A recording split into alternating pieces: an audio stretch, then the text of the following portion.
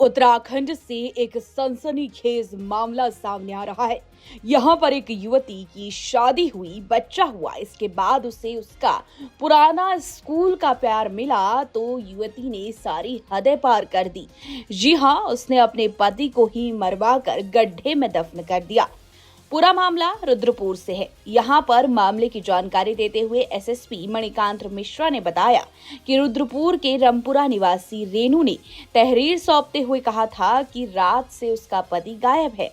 इस पर पुलिस ने गुमशुदगी दर्ज कर तलाश शुरू कर दी और पुलिस ने अब कल्याणी नदी किनारे रेनू के पति सुमित का शव बरामद कर लिया। अब इस मामले में जब परत दर परत खुलासा हुआ तो पुलिस भी हैरत में पड़ गई। दरअसल 8 साल पहले रेनू और सुमित ने घर से भागकर शादी की थी। इस दौरान उनका एक बच्चा भी है जो कि 5 साल का है। भागकर शादी करने के कारण उनके अपने परिवार से भी अनबन थी। दोनों की जिंदगी अच्छी भली गुजर रही थी। इस बीच रेनू की अचानक उसके स्कूल के प्यार गणेश से मुलाकात हो गई। रेनू और गणेश रामपुरा में ही बचपन से रहते थे। उनके घर भी आसपास ही थे। कक्षा 3 तक वो साथ भी पढ़े। इसीलिए बाद में दोनों में प्रेम प्रसंग भी शुरू हुआ, लेकिन फिर घर वालों ने दोनों का स्कूल बदल दिया। फिर दोनों ने मिलना जुलना भी बंद कर दिया। इस बीच रेनू ने सुमित से भागकर शादी कर ली, लेकिन अचानक से गणेश का फिर से रेनू से मिलना जुलना शुरू हो गया। गणेश ने रेनू को अपने नाम का मोबाइल सिम भी दिया, साथ ही उसे समय समय पर खर्चा भी देता रहा। गणेश उससे कई बार शादी के लिए कह चुका था, जिसके बाद रेनू ने कहा वो अपने पति सुमित के होते हुए शादी नहीं कर सकती। इस पर गणेश ने कहा कि वो उसे मार डालेगा। ये सुनकर रेनू बोली कि जो करना है करे, वह किसी से कुछ नहीं कहेगी।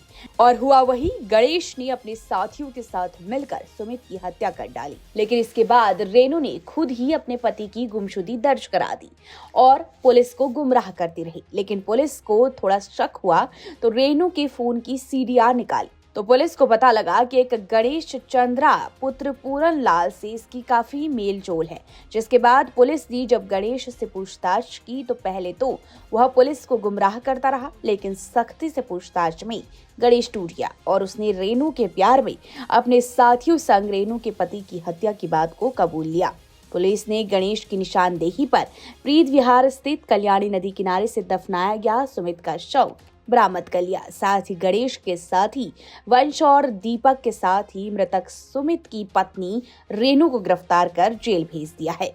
दिनांक 16 को इस माह में एक महिला के द्वारा अपने पति की गुमशुदगी की रिपोर्ट लिखवाई गई।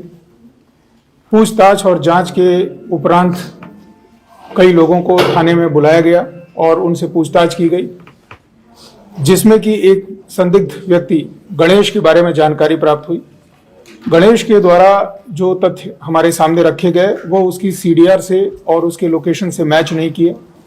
पुनः उसे पूछताछ के लिए बुलाया गया और थाने के और मुखबिरों के द्वारा यह सूचना प्राप्त हुई कि गणेश और गुमशुदा व्यक्ति की पत्नी के बीच अवैध संबंध हैं। थोड़ी सख्ताई से पूछताछ की गई और कैमरे के सर्विलांस से जानकारी ली गई, जिसमें यह पता चला गणेश अपने कुछ मित्रों के साथ मिलकर सुमित नामक व्यक्ति की हत्या कर दी है और कल्याणी नदी में उसके शव को फेंक दिया है। शव की खोजबीन की गई, जिसमें बाद में कुछ और नाम प्रकाश में आए और आज सुबह उस शव को बरामद किया गया और गणेश के साथ जो लोग शामिल थे इसमें, जिसमें कि वह वादिनी जिसने अपने पति की गुमशुदगी की रिपोर्ट दर्ज कराई थी, उसे भी गिरफ्तार किया गया है।